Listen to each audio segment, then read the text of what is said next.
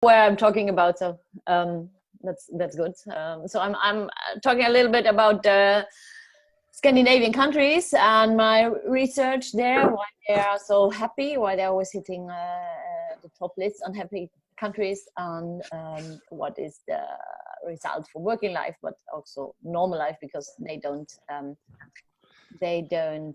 make such a difference between work or life. It's one. Excuse for my English. It could be a little bit Swinglish because I'm learning Swedish. So then it's like a little bit a mess in my huvud, I wanted to say, in my head. So yeah, to begin with, we like to look at the Scandinavian countries, and it's always like interesting. They seem to do so many things right, and we don't get it so really clear what is now what they do so different. Are they not like this deep rooted socialism people that control everything, or are they but at the same time they are so free and so innovative and so digitalized, and how can that go together? So it's a little bit a myth. On top they have the most terrible criminal series, very dark, not like Happy Pippi Langstrumpf. So I was also curious to see why there are the happy countries of the world, and there are besides that they are so happy, they have some specialties. Like if you look at them, they are very feminine countries. So that's always a nice topic if you look at diversity, because the Swedes are the most, they have the highest gender equality. They are the most equal countries. That means nothing more that they use the whole potential of everyone. So they always want to have everyone in the boat.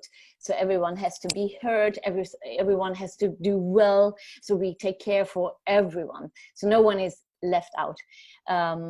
So they have a lot of things in their system, where a lot of people think, ooh, system, that the state provides for the people, so that everyone can have a good life and don't have to be disturbed in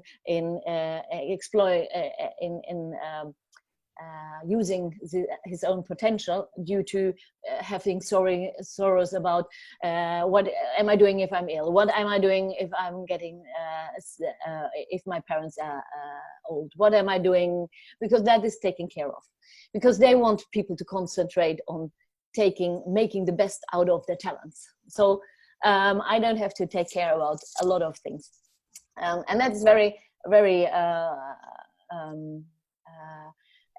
significant for these Scandinavian countries. If you look at this Hofstede social cultural scales, and you look at how feminine and masculine society is, the Scandinavian countries are very feminine, and that does not mean that they are running around, every man is running around in like pink t-shirts or whatever, but it means that it's important. Success means if everyone is doing well and everyone can use its potential. So that's a success. And then you have masculine countries, like Germany is a very masculine country. Austria is very masculine. Take Japanese, they score 98% on the scale of masculine countries, and that does not mean that the men are very dominant. It does mean that success is if I'm better than the other person, if I'm the best. That's important. Not that everyone is, I'm not caring about everyone, I want to be the best. So that is not so good for this this feeling of, do we all jump in the same boat, and do we all take the boat in one direction where we want to hit, and we take everyone with us in the boat. That's the strength, I would say, for the Scandinavian countries. The Sweden is the score on masculinity is like 5 points. Germany is like 62, and I think America was like 68, but I have to check that. So that explains a lot. That means that that taking care is very important, but at the same time, freedom is also important. And most of the time we think that does not go together. you cannot be a very free person that makes everything out of a life, and at the same time a very caring person for the society and for everyone. Means that's also, and therefore they also take care a lot for the planet. When they are very sustainable, they are very, they want to have values. So you cannot just go there and catch a lot of money, and if you say what is the value, or what are the values of the company, what is the culture, yeah, make a lot of money, no one will work there, because that's not a value. They want to have, we want to make the world a better place. We want to have a society, we add something to a sustainable nature, to a better world, or whatever. So it's like, this is very important for understanding the countries. And if you look from happiness perspective, which I am interested in, yes, having a good relationships, togetherness, that are things that are very, very important for the happiness of people, because we are wired like this. Even if you look at the how do you say that? Hirnforschung. Hilf mir, Erik. Brain research, or thanks. Brain research. Then we see that there's happening a lot of in our brain if we are doing things together with people. Also, our anxiousness is lowering if we feel that we can. We are in a society we can trust. So that is very important. We are wired to be together. If I'm put out of a society, or you are just excluding me, and I feel that, then in my brain, at the same the pain I feel, in my body is the same, is precisely the same located if I'm excluded of society. So it's the same, it's precisely the same place in my brain that is reacting on social exclusion or just having pain. So that is very interesting. So that is very important for happiness. Very important for happiness is also to see the sense in what you do. Very important. So and that you only get if you ask why and question a lot, question everything. Also, there's nothing that you cannot question in the Scandinavian countries, and they do. And the Germans get crazy if they have to work together with the Scandinavians, because if they say do this or that, the Scandinavians are absolutely anti-authoritarian. Say that, Erik? Yeah, that's fine. They just don't do it. Also, give me good reason. Okay, we can discuss. But I mean, because I want to participate, I want to understand, I want to add my good ideas, and that's how you get creativity and innovation. But it makes people also extremely happy because they feel important, and that they learn in school. And that is my second most loved theme. There's a very, very good book that is in English that is called The Nordic Secret. And that is explaining how it could happen that these very, very poor countries without any resources got to in the top of innovative countries now, very well-doing countries. And that is because they do put a lot of effort in also in school, but also besides school, in lifelong learning, to let people explore and develop their potential all the time. So they don't get, there is not so much competition in school. It's more important that you are learning to work together, learning to express yourself. You get no grades before the 6th or the 8th class. I don't know, Erik, you can perhaps explain the school system better. In Germany, you get it when you are 10, and in Sweden, you get it when you are like around 13, and then the other countries when you're like 14, 15. Then you get the first time a grade. Before that, you just have to develop yourself. And Sweden is extremely, they do invest extremely much also in lifelong learning. So if that could be a reason why there's so much music and so much sweets behind pop music singers as composers or as singers. Because if I say, oh yes, I want to have a band, then I can go to the Swedish state and I say, I want to have a band. Oh, that's cool. Do you need a coach? Do you need a room? Do you need instruments? Here you got it. Because they say you don't only develop in a certain field like math, reading, or physics, or biology. You have to develop as a whole person. And if you think about the Nordics, you always can do like, it's about the whole society, the whole person, everyone, but as a not cut into pieces, but you should develop yourself as a whole. So if you got children, by the way, it's the best ever. You should pay people if they get children, but because companies also think like that, it's a very good thing, because you get out of your box, you get a new perspective, and you can, in Germany we say it's unbezahlbar. Erik, how do you say that? Precious. You can't pay for it. It's too good to pay for. Too good, because it's people, they have so much, they have learned so much to take on other responsibilities. They say, okay, I cannot manage a project 12 hours a day because I have other responsibilities. How can I be more efficient? And they get a lot of energy also from being father or being a mother, which we can use in the company, because we like it. If you're doing well and your life is working well, that's why work-life balance has such a high, is very high ranked in the Scandinavian countries. So if your girl is having a ballet dance and you are CEO, then of course you go at 2 o'clock in the afternoon, you go and watch your little girl dancing ballet. And no one is looking strange, because that's super important. And then we trust you. That is very important.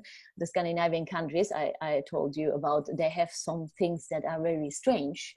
First, they are very feminine, and then they are also high trust countries. So people trust you that you will do your job. They trust that you will not cheat.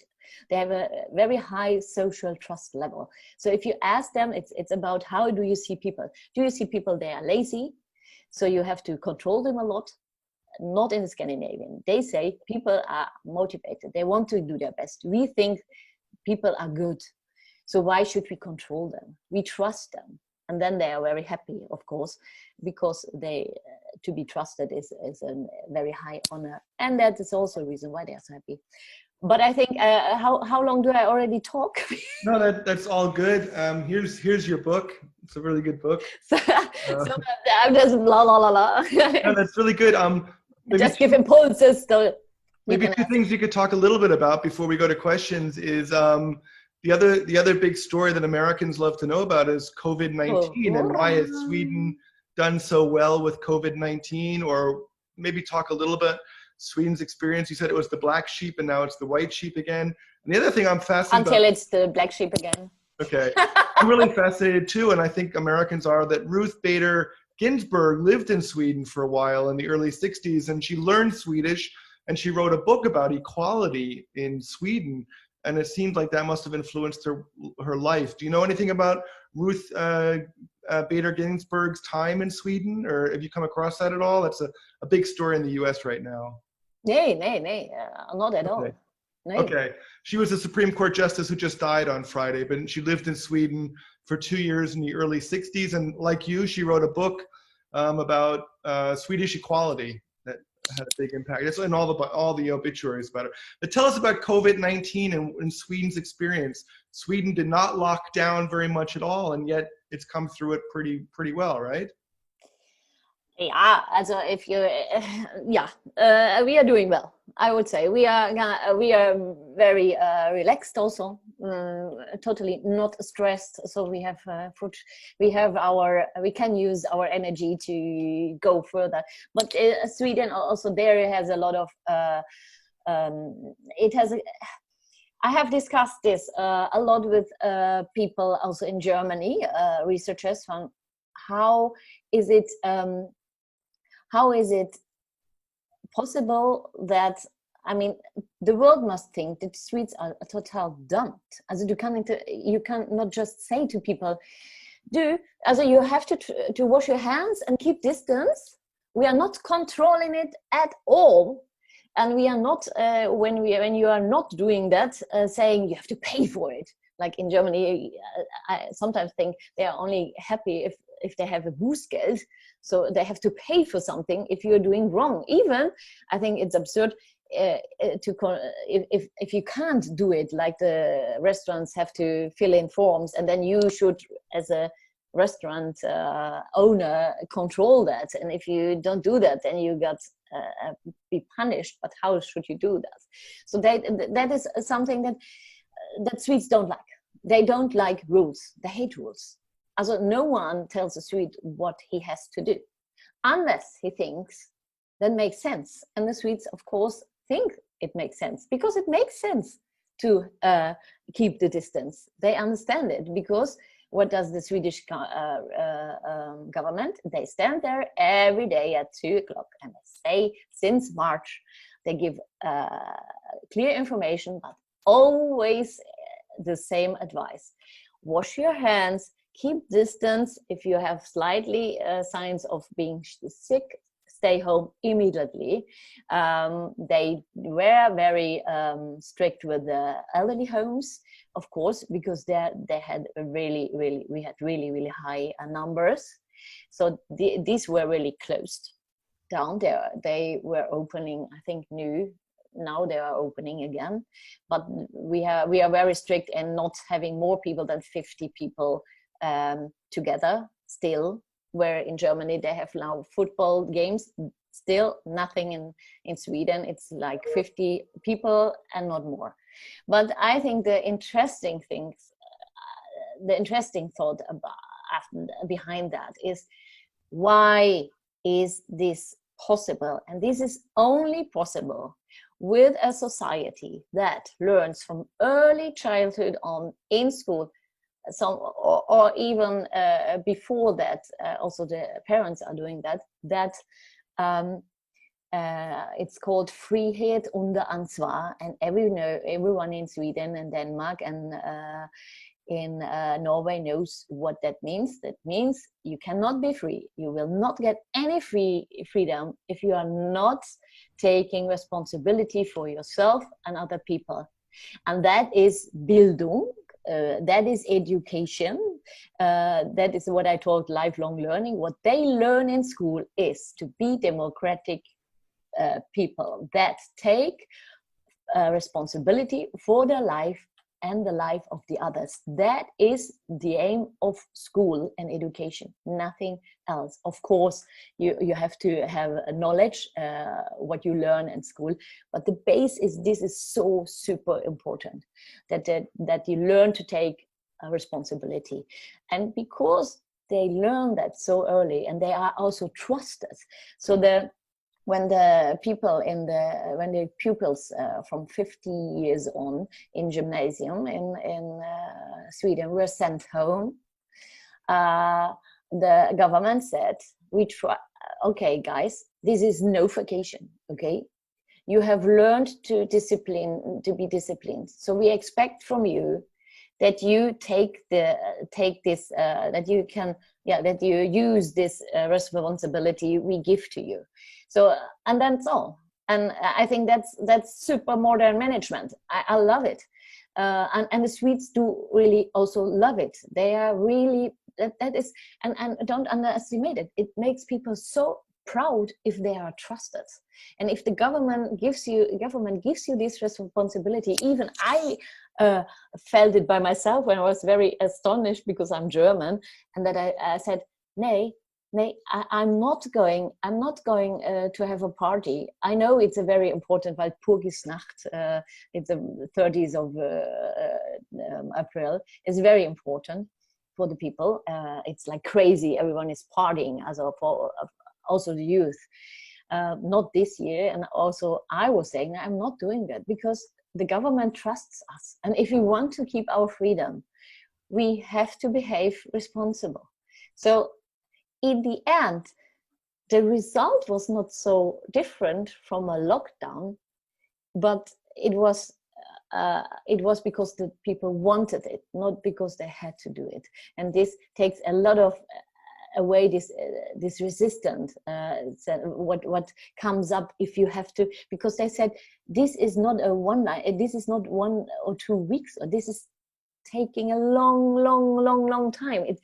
We have to do that like forever, also very long. And how can we motivate people to do that, to keep distance, all these rules for a long time without getting in this psychological resistance and doing like these corona parties, like we don't give a shit, we just do it. And that is, if you typical Swedish, you involve the people, you take them serious, you don't give rules, you all the time explain. Yeah, and that is a little bit, it is a very strong offer, but it shows now that it's going well. Yes, the numbers are very good in Sweden now. We don't have like our neighbors now, like this second wave that went up. But also Anders Tegnell, the one that is the epidemiologist, should help me. Thanks. Who said that? who saved me? He's saying, okay, we are not safe. It could be a second wave, but right now it's looking good. But in the beginning, we had a problem, or Sweden had a problem with the elderly homes. There, a lot of people died. And so therefore, we are not so good ranked in who is the best. But they are still investigating how that could happen. Because,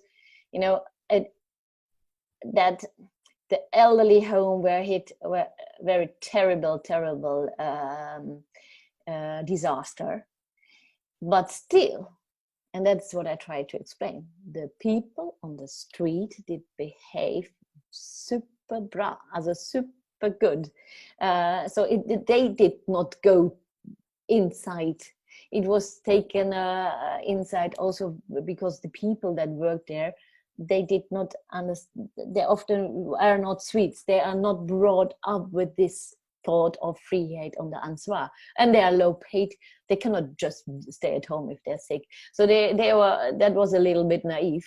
They did not think enough of how did we integrate them. And then now it's the discussion, could it be that there is a relationship between that, if you have a mild influenza last year, that corona now hits you hard, or vice versa. But that is not, I would not say that is something I can say something about that you can write it down.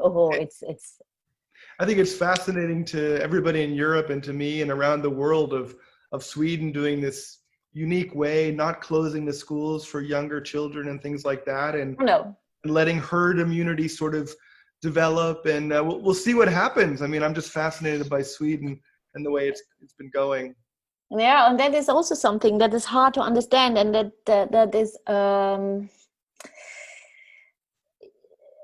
children go to school. My daughter is going to school every day, and she comes home every day, and she could infect me, of course. But I am still the infection is very low at very young children. But talking about the wholeness, okay, we have health, very important, but we have also the right for education, also very important. We have the right to be equal, also very important, because Elisa has been my daughter and 1 week home because there were so many people sick, and they in Sweden it's fantastic prepared. They could just send them all home, because all children above 15 years, from 15 years on, have 100% an own laptop sponsored by the government. And all children from 7 years on, from 12-ish years on have 75% have an own tablet. So they could go home, but they are not sent home, this other group, because my daughter was home 1 week because everyone was sick. So then they said, okay, go home. But they still could go to school and take their lunch home, because it is not fair. You cannot send a child home with which and the father is an alcoholic, is drinking, and the other one goes home to a fantastic academic environment. That's not fair. So how can we still provide that the things are that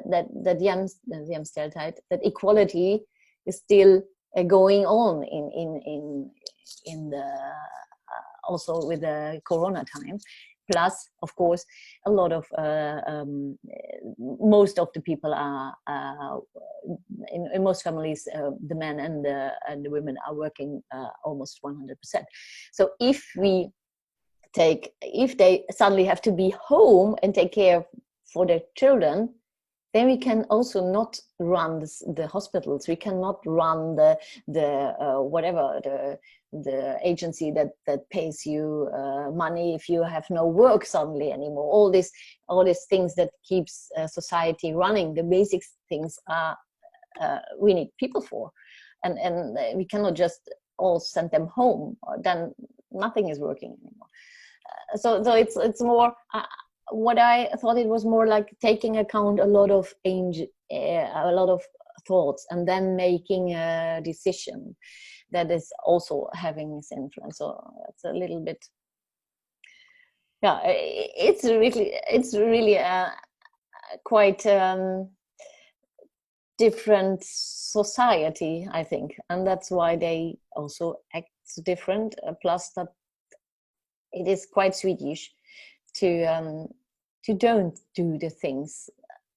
If everyone is doing that the Swede would not say that is not saying that is the right thing at all, or the right thing for us in our special situation, our society, our culture, and our mentality.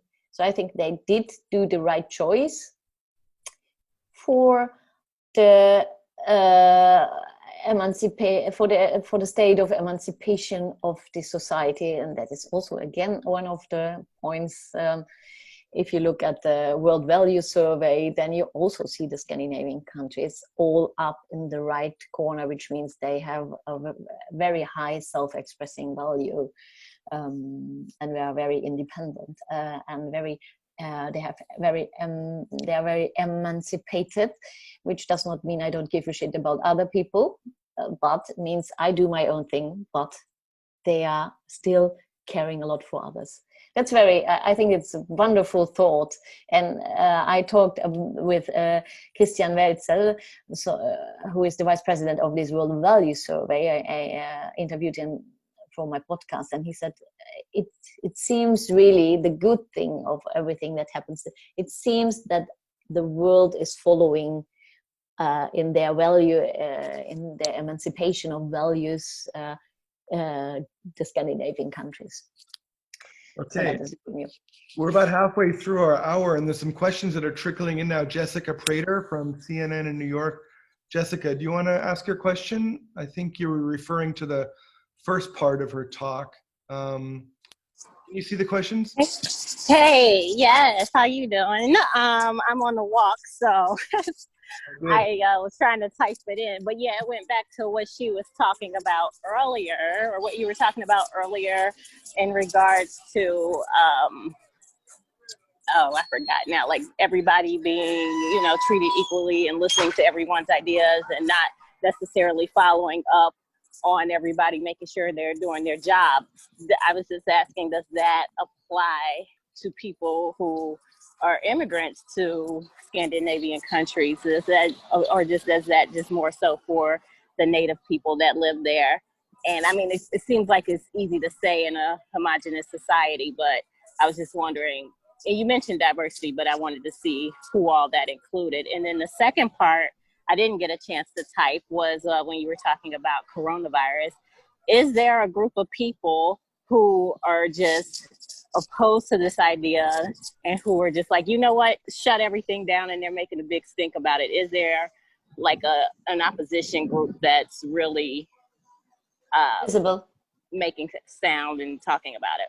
Yeah. Okay, as a first question, the immigrants, yes, they are, let's say, they did a lot of effort to integrate the immigrants in Sweden. Sweden had taken per capita so much immigrants as Germany, fact is. So there was a lot for a country that was not used to, like Germany is a little bit more used to that they're coming, how many countries are there around that are coming people. So for Sweden, it was quite heavy to handle. And they are now, today, I think they said, okay, it could be that we took too much because we did not handle it so good as we want to. They have this, I mentioned these lifelong learning institutions that are always there to help people develop further in their life. They took over a lot of their tasks to help immigrants to learn Swedish and integrate them. They have like in every bibliothek, what's this bibliothek? Library. They have also like cafes, word cafes. They are now closed, but there you just can go and talk with Swedish people, so that you integrate and learn to talk Swedish. And I must say, I really, when I came here, I really felt welcome, because I even can download an app so that calls SVT Play, and then I can say my home language is. They did not have German, but they have like Somali, Arabian languages. And then you can say, I talk so good Swedish. I'm not so much, or a little bit more, or something advanced. And then this app is selecting every film that that does match with your Swedish knowledge, and then you can look at it, and then you can it's subtitled. Then you put on one word, then it's translating to your home language, and that is automatically coming in a vocabulary list, and then you can learn your language. Also, fantastic. I also did that. I watched a lot of these films in Swedish for my level. So they did a lot, but still it's a lot people they have to take care of. I think if you ask this, I talked to some immigrants, by the way, during my research for the second book, Why the Scandinavian Work So Happy, and they said you have every possibility to get further in Sweden if you want to, if you do some effort, but still it's a challenge. And if you look at Denmark, then we see a totally other approach, which is really strict, and which I personally don't understand. And I think the Norwegian don't have not so many people come to Norway, I think. But that is this question. Second question was do we have like people that are really against, that I say, well, we don't like it and whatever. We have no what do we say, strikes, what is it, Erik? Strike. Demonstration? Yeah, we hardly have that. We have some critical voices, of course, and people that don't like this course, but it's not like a strong opposition, or that what you see, that the society is like breaking a little bit, like in Germany now, that we have totally not, because Sweden, not only the government has a lot of trust to the people also trust their government a lot. So Germans that come here, they sometimes say, I think the Swedes are a little bit dumb and just following everything what the government is saying. Sorry, can you clarify what you said about people not being critical of the government, or they are critical of the government? What do you mean? They are trusted by the government, and they do trust the government. They have a high trust in their government, in what they do. But I think it's coming also because the government is quite transparent. And they're doing a lot for the people, I think. I think that does have an influence on how much you trust your state.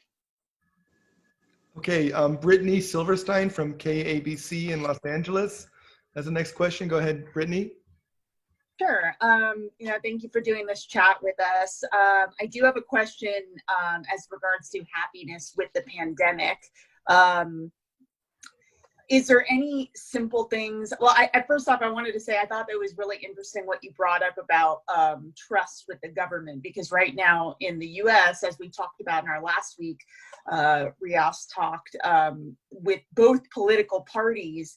It's just people in America are just like wondering like what to trust for information, or who to trust for information, accurate information about the coronavirus. But regardless of country, is there something are there some tips that anybody can do to feel more happiness during this pandemic and uncertain times? Yes, there's surely. We are now like not in Sweden, but I think in America you are a lot disconnected of other people because you have still a lockdown, I think. So it's very, and if you look at happiness, it's very, very, very important that you feel connected to your colleagues, that you feel connected to your family, and of course digital tools are not the same as analog, but it's better than nothing. And the Dutch always say kan het niet zoals het moet, dan moet het maar zoals het kan. If it does not work like it has to, then it has to like it works or whatever.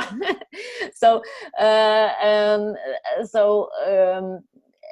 I think it's very important that we use every possible things, like if you are colleagues, why don't you start such a group like we have in the morning? We're just all online, and it's like if you work together, I tell you what you are doing, you telling me what we are doing, then we are just working, we see each other. Perhaps you can ask a question, or you have a little lunch or coffee together, and then you're working further on your stuff. And so search as many possibilities to meet people and to just say hello, how are you doing? Also care for other people. Just it's very important to have this warmth through the digital fibers in a way, and then I think a lot of people can make up a lot of things.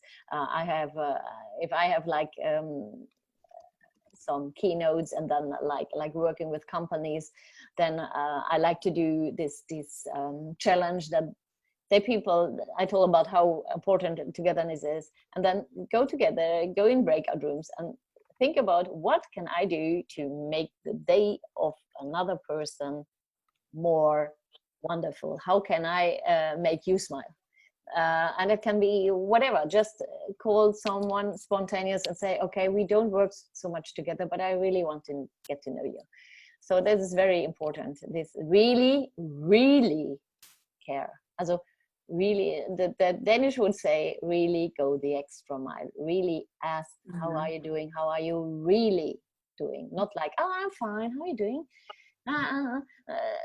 No one needs that, but really caring. I think that is the most important thing. And then I think, yes, it's a crisis, and I think I'm very happy, to be honest, that in Germany and Sweden and Scandinavian countries, there's taking care a lot of people by a state, by the structures you already have. I don't doubt a little bit if that is so in America. So I'm very careful to say see, there's a chance,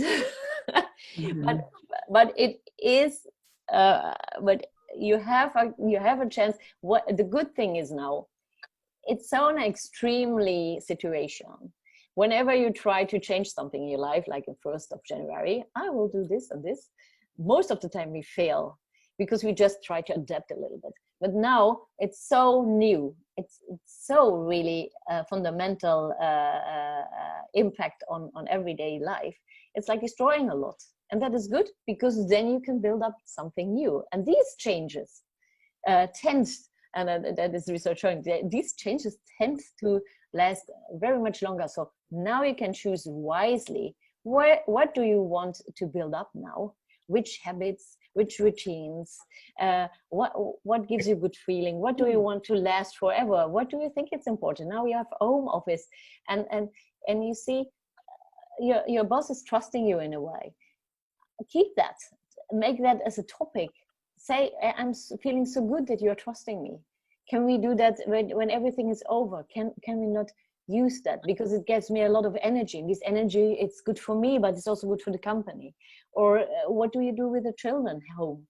Are there is there something we can make up, some new things that we really appreciate now? We come together and we are more close, and these good conversations. How can we do that in the future, that when everything is more normal again, that we see how good it is, make some remarks on the wall or so, never forget to, whatever, you mean? There are a lot of things we can now use for the future. So focus on the good, that's very important. Just also, if everything is bad, it's always one reality. You can see the positive or you can see the negative. So I'm not the one that is saying like, oh, we always should see everything positive, but you know, but it helps you, because this is on brain research. If you're stressed and you're only a negative, your brain is it's like stress. Aha, the tiger. Okay, I can go left or right, but no other choices. You're just making it hard for yourself. So if you try really to focus on the good things, and that you can do by every morning, write down 5 things you're thankful for. Take really time, go through this event, write it down. Then you're training your brain to think positive. And that is really something we need now together, because it does not help anyone if you're all down, all complaining all the time. Of course, if there are things happening that are not right, you should come up with that. But you can also come up with things in a positive way without being super stressed. But the best energy you now can use is positive thinking, and that is best. Just try to see the good things in it. If you are when I went I did a journey through the 30 most happy countries in the world. I was in Colombia and in Mexico. Now, so they have really a hard life, and they said you know, if it's hard, it's always heavier. Then you have to dance. Then you have to laugh. Then, because you have to do something against the negativity. So humor is very important, and just try to calm down and see the positive things. Talk with other people. If you are on the line, don't talk Corona all the time, or what is bad, or what's not working. Look what is working, and why is that working, and how can we make more of these things work in the future. So because then your brain is literally opening up your perspective, and if you are happy, then you are more productive, and up to 32%, because you see more possibilities. You work better together. You are creative, and then it could be that did you see the solution, how you could deal with your children home and working and instead of being stressed? So one thing I'm thankful for tonight is that Molly Cruz is on the call. Molly is from Texas and Oklahoma, and now she's in Denmark. And she was supposed to work tonight, but she switched her shift so she could be on this call. So Molly has a question. Oh, nice. Huh? Do you have a question, Molly? Yeah, I have some like very broad questions because what you're doing really interests me, because living in Denmark right now is so interesting for me to see. Like, we talk about Scandinavia, but obviously there's a lot of variation, right, between the actual Scandinavian mentality. So I'm curious, you touched on this a little bit, but why do you think Sweden's response was different from Denmark's response to all of this? I was a little bit, I must say, I was a little bit astonished that the Danes are taking the restrictions, because I would have expected that Denmark would also be more open, because these people are also very, very free thinking and do not like rules. I don't have a good answer. The only thing I knew, Sweden is really, really on the top of emancipation, of how do you say, gender equality, of feminism, what I've talked about. I think Denmark has 13 points or 18, and Sweden has still 5 points. So there is something with this country which I just cannot explain. They are really, you can, I don't know. I think I would just talk on bullshit if I. I'm such a person. I'm not talking. I don't know. Actually, perhaps do you have an idea, Molly? Me? No, I was thinking about it too, but I think you're right. I mean, Sweden is always like one step ahead of everyone. I think it's the most extreme, right? But saying that, I was talking with the listen. It's also very interesting what the Danish have. They have a basic school that goes from like all Scandinavian countries, from class number 1 till 10. And then they have, I think it's the only representative scholar. They have school representatives for the whole base school.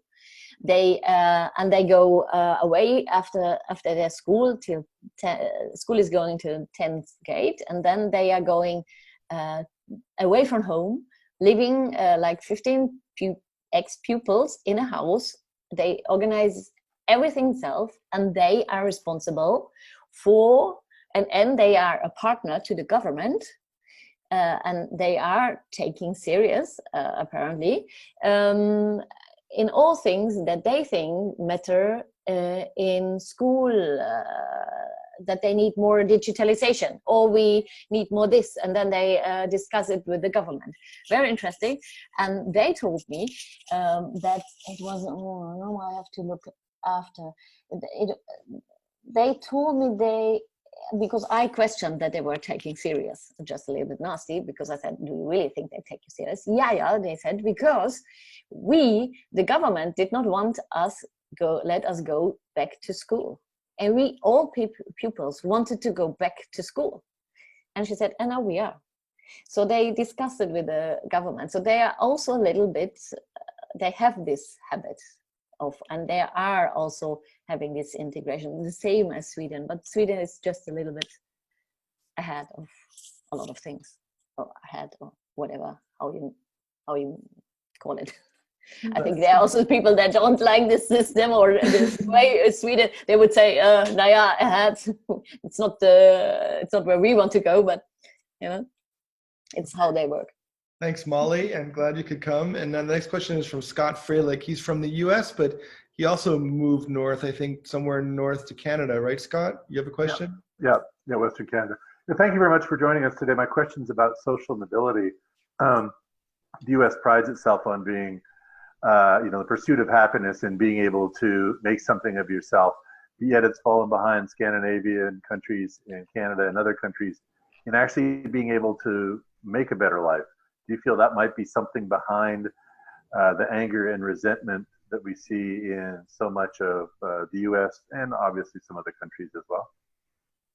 Yeah, it could be. And now we are touching again a point where I think now it's getting annoying, but looking at social mobility, Sweden is also on the top, and all Scandinavian countries. Yes, you can, and social mobility means also you can, it's also okay if you're the son of a professor and you think, okay, but I'm going to be a electrician. Also this social mobility means yeah, in every also not only up but also down. Also what is down? A Swede would say, is it down or is it just what you love to do? So this is very high in the Scandinavian countries, and you say, Scott, in America it isn't. Yeah, recent studies have shown that social mobility has fallen, that it's no longer as competitive as Scandinavian countries, Canada, and I think particularly Sweden, and that, you know, it ends up being the rich stay rich, the poor stay poor, and you're not able to either rise up or allowed to fail and fall. I think this is very. I think it has also to do a lot of it has also to do with trust. I think in how much can I trust the government to be fair, also being fair treated is I think okay. We all can imagine if we all have sitting here a situation where we felt we were treated unfair. It's making people angry. It's making people surely not happy. So it's this more equal chances does of course lead towards that people are more happy and more comfortable because they can do in principle whatever they want. You have that's quite nice because I talked with a restaurant owner. He was very young and he just opened his own restaurant, and he said, you know, in Sweden they say you can be whatever you want to be. And to be honest, was that not America? As long ago it was America, but now it's Sweden, and you think, but hey, wait, that's a socialistic country. But they say you can be whatever you want to be, and he said that's very hard, and it is, because you have no excuse anymore. I mean, you have no excuse to don't make anything of your life. So you have, if you have the choice, you also have to choose. It's also a challenge. But if you have no choice, then it is really making you unhappy, because it's unfairness is not good for any society, I think. Okay. Thank you very much. The last question is from Melissa in Berlin. But before Melissa asks her question, Bob Jameson from New York asked if any of your books are in English. I don't think so, right? Your books are all only in German? No, they didn't want it. You can help me have it translated and marketed in US. I think it would. I sometimes thought, oh man, you should really read it in the US so you understand the principle behind it, because it's I think the principle is so smart. Yeah, it's so smart. How can you do different than just use every potential from the people and just let them free, trust them, go? Yeah, maybe somebody on this call can help you get it published in the US. Yeah, that would be nice. Maybe can start learning German so they can read it too. But I enjoyed the book. I read it before the. So anyway, the last question to Melissa. Go ahead, Melissa. Are you still there? Melissa? She has 2 young children. Yeah, I've got the kids in the background. Okay. Do you want to ask your question or should I ask it for you? Yeah, just ask it for me, Eric. Sorry, I don't want to interrupt you with the kids. It would be 10 years, yeah. Oh yeah, okay. Yeah, I see it too. But do you read it or do I read it? Or Go do ahead. we all read it? Read it? You've got a nicer voice than I do. Maike, many aspects you mentioned start in early childhood. Yes, right. For many countries, making changes would take years. Yes, right. Do you see approaches for example, developing a sense of self-responsibility and a sense of general responsibility for society as even imaginable for German citizens? Yes, of course, that's my job.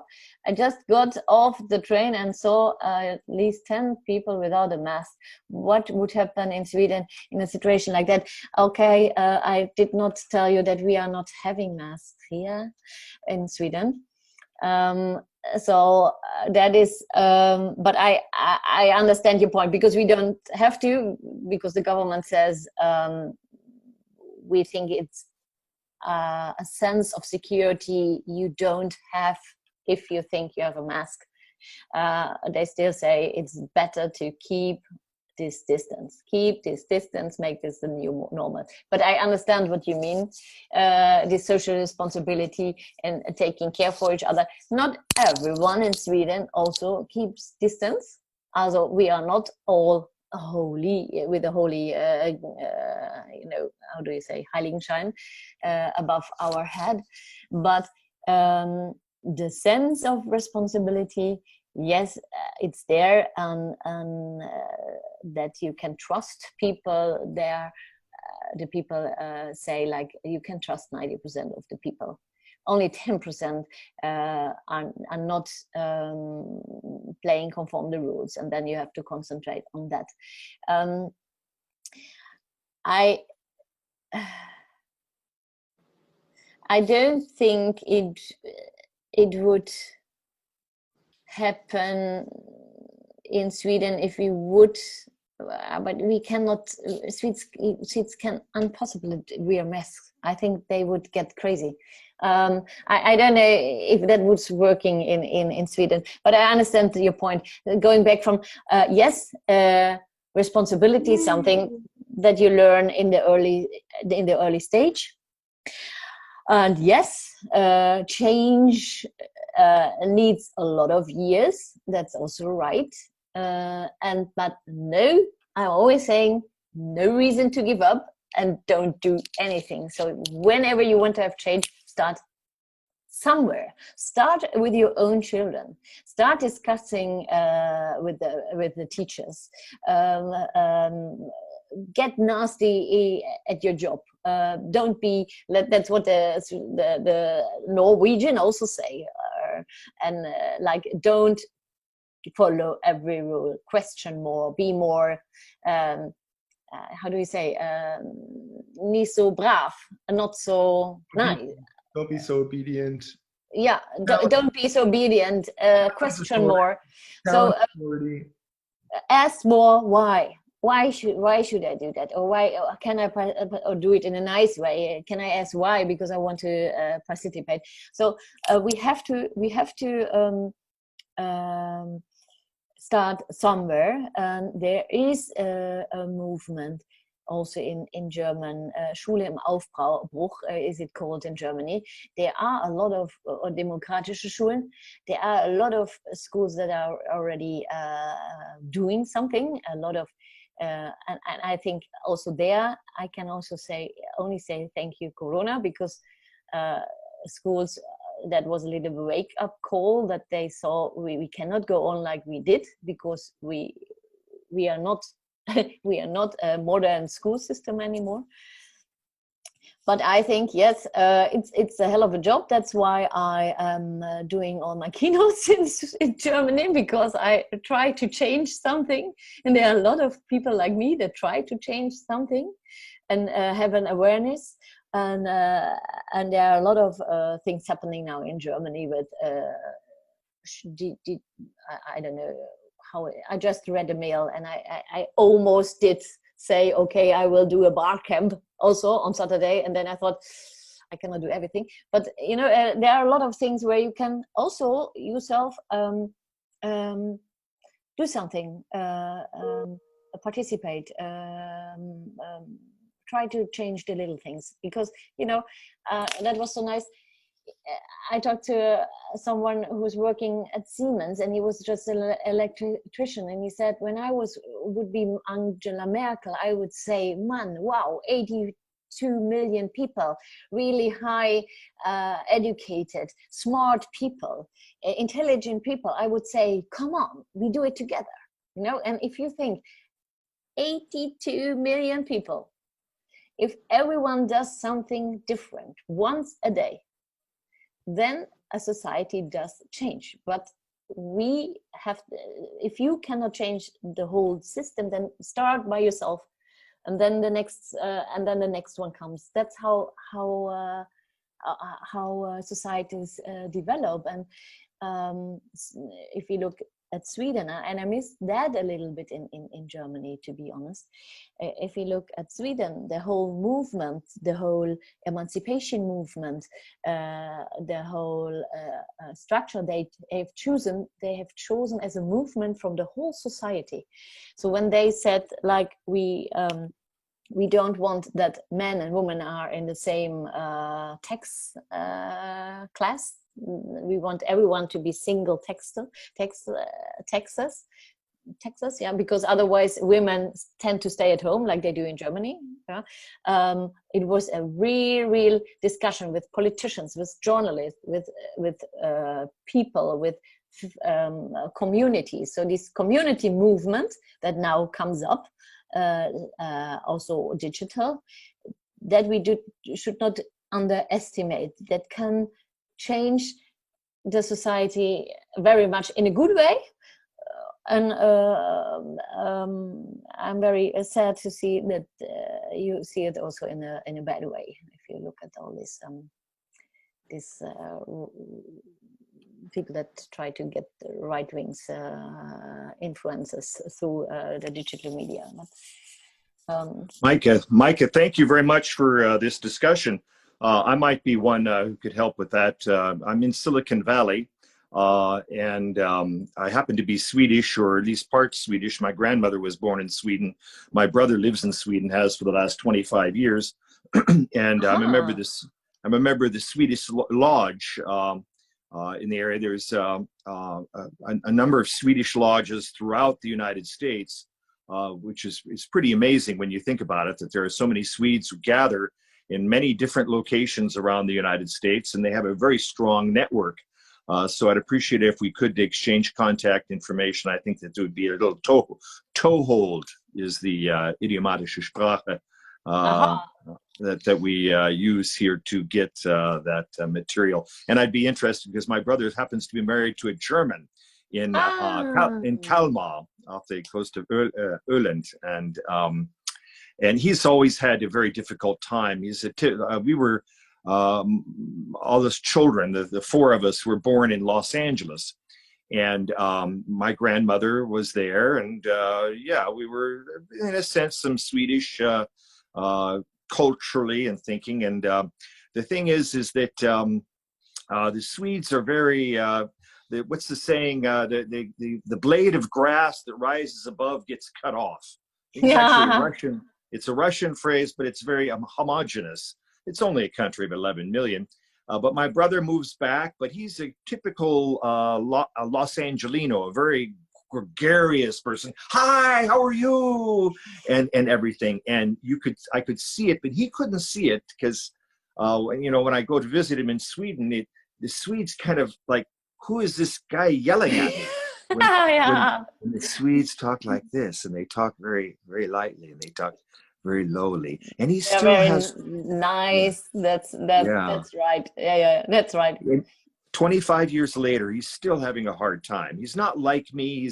My brother is very different from me, but he just doesn't see it, and he fights against it. So even though he's part Swedish, but he's really an American and very gregarious, he kind of bristles at the Swede mentality. Even though he's lived there 25 years, he would never come back because he could never attain the standard of living that he has here back in the United States. He simply has it better there, despite the fact that he bristles at being in Sweden a lot. He could read. There's a nice book that is called Almost Perfect That's from David Crunch. That's also interesting. Gives a little bit of insights. And can he read German? No. No, in fact, he. So the children, he has 2 children by his new wife, 2 children from his previous wife who died, unfortunately. But they speak. They go to their grandmother's home in Essen and speak German. They speak Swedish at school, and they speak English at home. My brother speaks Swedish, and she now speaks Swedish, but they both speak good English, so they're speaking English just at home, yeah. But he doesn't speak German, no. But I recognize that, by the way. I mean, the Swedes that is they love to have consents. They love to have be nice to each other. And I am quite German and half Dutch, so we are quite direct. And sometimes people are like, "Who is that now? Was that?" I'm then just saying, "Okay, it was a joke." But okay, that I can imagine. But there are also a lot of Swedes they love it because they think it's for them. It's taken them a little bit out of their comfort zone. So and they have a lot of people now. I mean, they all perfectly speak English. So they have a lot of people from other countries now, also in Stockholm, of course. But he's living on the, where is he living? On the not so big city, right? He's living in Kalmar, off the island of Öland. Okay, that's okay. Yeah. Now that is really deep Swedish. Yeah. Oh, really, yeah. But nice. Very nice. Yes, very nice, but very rural, and for such a country of only 11 million, quite large, about the size of Germany or of California. Yes, the differences in the region. Stockholm is different from I want to say Gothenburg, but to get out in Swedish, it was difficult for Göteborg. I put email address down there in the chat. I don't know, Henry, if you see that. I put her email. I hope that's okay, Mike. Thank you. Thank you, Eric. Perfect. As well as the website. Appreciate it. Yeah, I know we're short on time. It's off here now. We're up to an hour 15. We don't want to take any more of your time. And what? It's over an hour now. Isn't that amazing? Okay. It's a great talk. Thank you very, very much. And Thank you. Thank you for listening. It's worth learning German to read her book. It's really a lot of fun. The other way than around. Erik, so can no one can read it like this. It's a really good book. It's worth learning German. And she's a big star in German TV. I've been a fan of hers for a couple of years. She pops up on German TV every once in a while. And one of our RIAS alumni did that film from Phoenix. Connie Günther, Frau Günther did this with you. And so I sent everybody your film, the Tanzende Bauarbeiter. Tanzende Bauarbeiter, yeah. That was a great film. We really enjoyed it. We did not talk about health and sport, and that's also very important. That's why the builders do dance, do aerobic before they work at 6 o'clock. It's a great film. Everybody got a chance to see it, I hope. And I hope you come to Berlin sometime, and I hope I get a chance to finally meet you one day, or I'll have to come to Stockholm and meet you because I've been a fan for many years. So yeah, thank you very much, and I really appreciate it. We wanted to meet, but then Corona came. Yeah, I know. We'll make up for it though. And okay, well, thanks everybody. And next week we have a talk on Monday with 2 East Germans. We'll be talking about 30 years of German unification, and then probably next Wednesday we'll be talking to Lecrae Mitchell, who's covering Florida for CBS. So the election. We'll be talking about Florida. So Lecrae Mitchell will be talking to us next Wednesday, probably. Okay. All right. Thanks, everybody. And have a nice evening. Bye. Bye. Want to save that address? It's there. Yeah, I'm just trying to save it. That's all. It's pretty easy. Pretty easy. Yeah, it's easy. It's just I'm just on my mobile. It's not as easy on just a simple phone. If you don't get it, write me and I'll send it to you. Thank you so much, Eric. Wonderful. Pleasure to meet you, Maike. Thank you. Yeah, very nice. Bye-bye. Bye. I hope you enjoyed it too.